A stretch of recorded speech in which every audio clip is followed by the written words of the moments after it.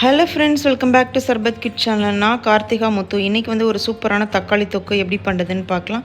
So இந்த தக்காளி தொக்கு ரொம்பவே டேஸ்ட்டாக இருக்கும். இட்லி, தோசை, சப்பாத்தி எல்லாத்துக்கூடையுமே சூப்பராக இருக்கும். இந்த தக்காளி தொக்கை 1 மாதம் வரைக்கும் ஃப்ரிட்ஜில் ஸ்டோர் பண்ணி சாப்பிட்லாம். ரொம்பவே சூப்பராக இருக்கும். வீடியோக்கு போகிறதுக்கு முன்னாடி நம்ம சேனலை நீங்கள் இன்னும் சப்ஸ்கிரைப் பண்ணலை அப்படின்னா மறக்காமல் சப்ஸ்கிரைப் பண்ணிக்கோங்க. இப்போ வாங்க வீடியோக்குள்ளே போகலாம்.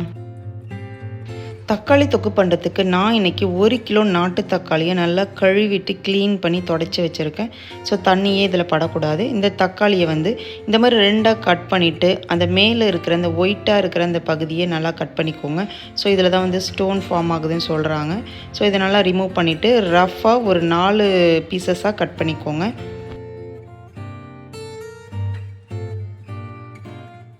இப்போ எல்லா தக்காளியும் நான் அந்த மாதிரி கட் பண்ணி எடுத்து வச்சுருக்கேன். இப்போ ஒரு பெரிய மிக்ஸி ஜார் எடுத்துக்கோங்க. அதில் நம்ம கட் பண்ணி வச்சுருந்த தக்காளியை பாதி தக்காளியை போட்டு அது கூடவே 1 கிலோ தக்காளிக்கு ஒரு 25 கிராம் புளி எடுத்துக்கோங்க. ஸோ கொஞ்சம் புளிப்பாக வேணும். இதை வந்து நல்லா ஃபைன் பேஸ்ட்டாக அரைச்சிக்கோங்க. இதை மாதிரி இதை வந்து ஒரு ஃபில்ட்ரு வச்சு பவுலில் நல்லா ஃபில்ட்ரு பண்ணி எடுத்துக்கோங்க.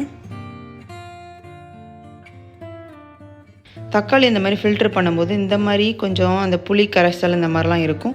ஸோ அதெல்லாம் நம்ம வந்து தூக்கி போட்டுடலாம். இப்போ நமக்கு ஃப்ரெஷ்ஷாக தக்காளி ஜூஸு சூப்பராக ரெடி ஆகிட்டு இது ஒரு சைடு இருக்கட்டும். நெக்ஸ்ட்டு அடுப்பை பற்ற வச்சு ஒரு அடிகனமான வடை சட்டியை போட்டுக்கோங்க. இப்போ 1 கிலோ தக்காளிக்கு வந்து 200 ml நல்லெண்ணெய் சேர்க்கணும். ஃபஸ்ட்டு ஒரு 50 ml நல்லெண்ணெய் சேர்த்துக்கோங்க.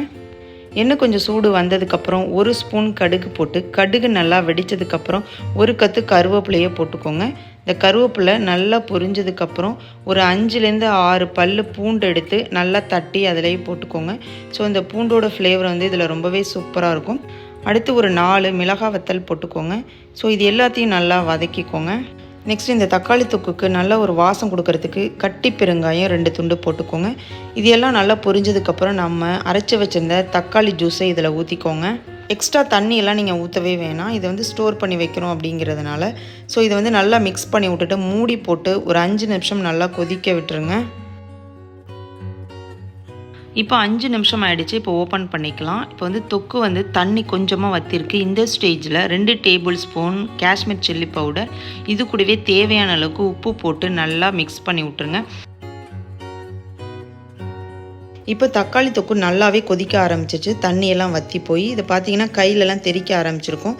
ஸோ மூடி போட்டு இந்த தண்ணி வற்றுற வரைக்கும் நல்லா வற்ற விட்டுருங்க. இப்போ தக்காளி தொக்கில் தண்ணியெல்லாம் நல்லாவே வற்றிருச்சு. இப்போ நம்ம எடுத்து வச்சுருந்த பேலன்ஸு 150 ml நல்லெண்ணெய் இதில் ஊற்றிக்கோங்க. இது எல்லாத்தையும் ஊற்றிட்டு நல்லா மிக்ஸ் பண்ணி விட்டிங்க அப்படின்னா ஒரு கொஞ்ச நேரத்தில் நல்லா கொதித்து எண்ணெய் பிரிய ஆரம்பிச்சிருக்கும். இந்த ஸ்டேஜில் நீங்கள் அடுப்பை ஆஃப் பண்ணிக்கலாம். அவ்வளோதாங்க, ஒரு அருமையான தக்காளி தொக்கு சூப்பராக ரெடி ஆகிட்டுங்க. பார்க்கவே ரொம்ப கலர்ஃபுல்லாக இருக்குது. டேஸ்ட்டுமே ரொம்ப சூப்பராக இருக்குங்க. இட்லி, தோசை, சப்பாத்தி எல்லாத்துக்கூடையுமே ரொம்ப சூப்பராக இருக்கும். சுட சுட இட்லி கூட தக்காளி தொக்கு சேர்த்து வச்சு சாப்பிடும்போது ரொம்பவே சூப்பராக இருக்குங்க. நீங்களுமே மஸ்ட்டு ட்ரை பண்ணிவிட்டு கமெண்ட் பண்ணுங்கள். உங்களோட ஃப்ரெண்ட்ஸ் அண்ட் ஃபேமிலிக்கு ஷேர் பண்ணுங்கள். நாளைக்கு ஒரு சூப்பரான ரெசிபியோட நான் உங்களை வந்து மீட் பண்ணுறேன். தேங்க்யூ ஃபார் வாட்சிங்.